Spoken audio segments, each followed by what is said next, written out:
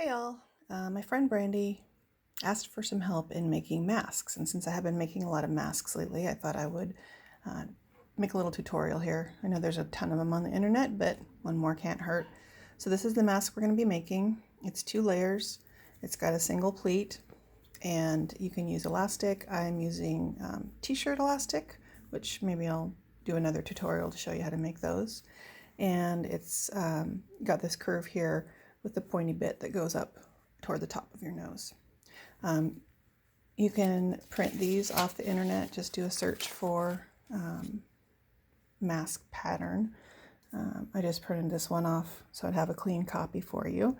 You're going to need to make 4, you need to cut 4 pieces of fabric from this, 2 for the front and 2 for the back. So that's what I've done here. Make sure that you've put the wrong sides of the right sides of your fabric together for each one. This one here on the left, doesn't matter which sides go together, but if you don't cut the pieces out with the right sides of the fabric together, you will end up with 2 left sides or 2 right sides, and you need 1 of each side, so that makes sense. So first thing we're going to do is we're going to sew along the seam that goes from the nose down to the chin. A little tip that I like to share is when you're starting your seam, a lot of times the machine can get a little bogged down. So if you just take a little piece of scrap material and sew along that to get going, and then tuck this right up underneath it, you won't have that problem. So I'm going to use a 1/4 inch seam, and you don't need to do the forward and back at the beginning. Just sew right along that seam, 1/4 inch all the way. When you get to the end, you're going to grab your other one and do this assembly line style. So this is a good way to do a lot of masks at once. So don't make it harder on yourself by stopping and starting each time you need to do another piece of fabric. All right, so once you've got those sewn, you're going to put them together. You're going to flip one of them so that it's right side out, like that. And then we're going to take the other one and we're going to snug it right in there. So you're going to match up these seams here. So if you had 2 fabrics that had a right side, you would have your right sides together. Okay. So I like to start at the middle, match my seam. You can open the seams or you can leave them closed and just go right over them. It doesn't really matter. You can pin or not. So if you're going to pin, just put a pin right there at the center seam. I don't pin anything generally, which might explain why I get into trouble, but I just find that it takes more time than it's worth a lot of times, especially if you're sewing on pieces that are exactly the same size. So again, there we're going to start my little leader piece, and then we're just going to sew along the top of the mask. Again, 1/4 inch seam. It doesn't have to be perfect.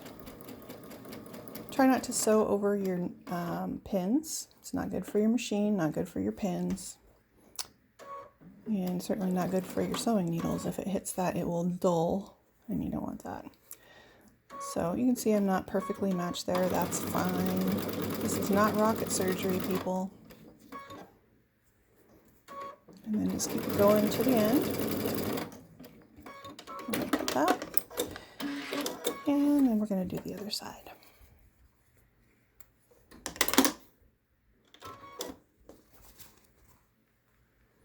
Again, you can match your center seam. Start at the end.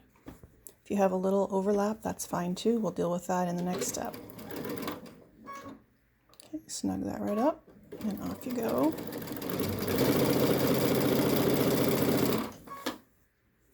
I want you to know, Brandi, how much I love you. It is about 95 degrees in my sewing room this morning.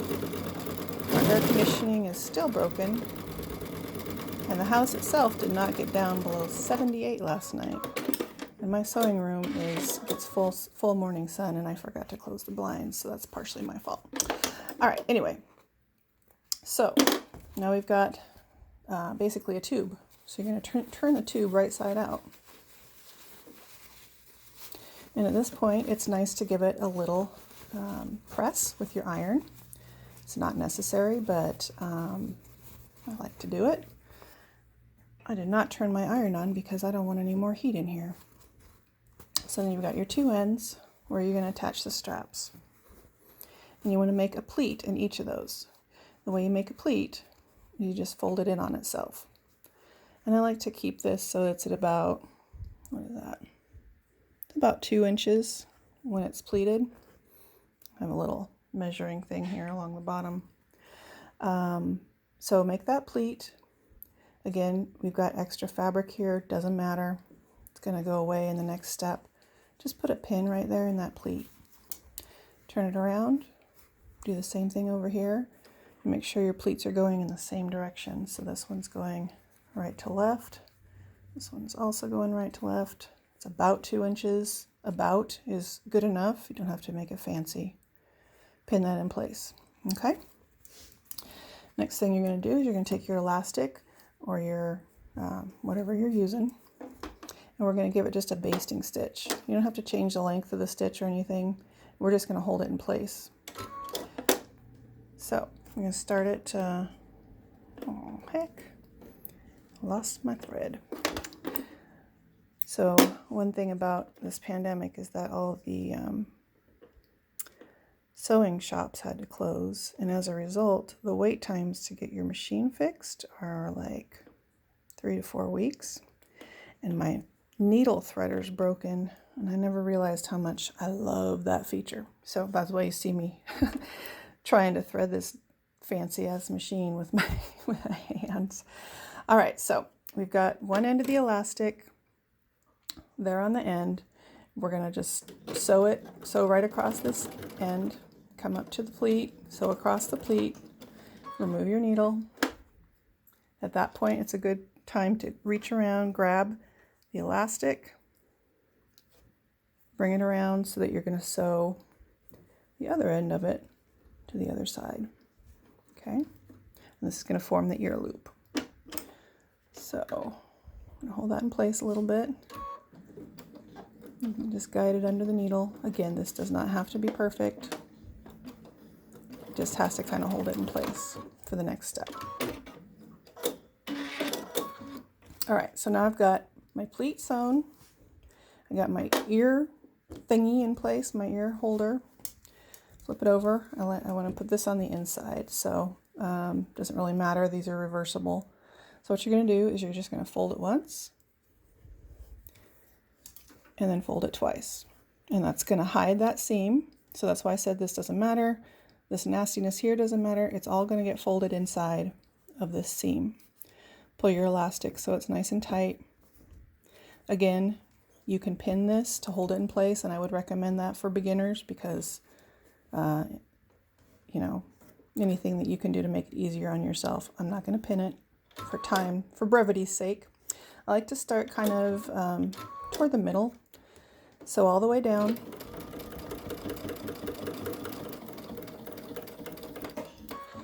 End at the bottom with your needle down so that you can just pivot it around, go back the other direction.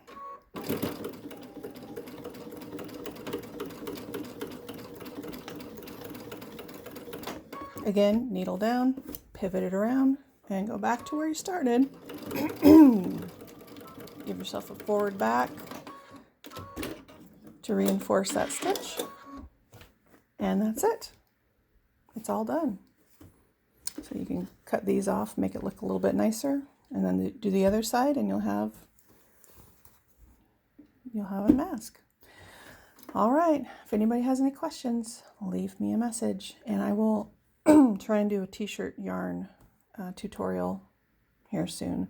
There's lots of those on the internet too. It's pretty easy to do. All right, take care. Love you. Bye-bye.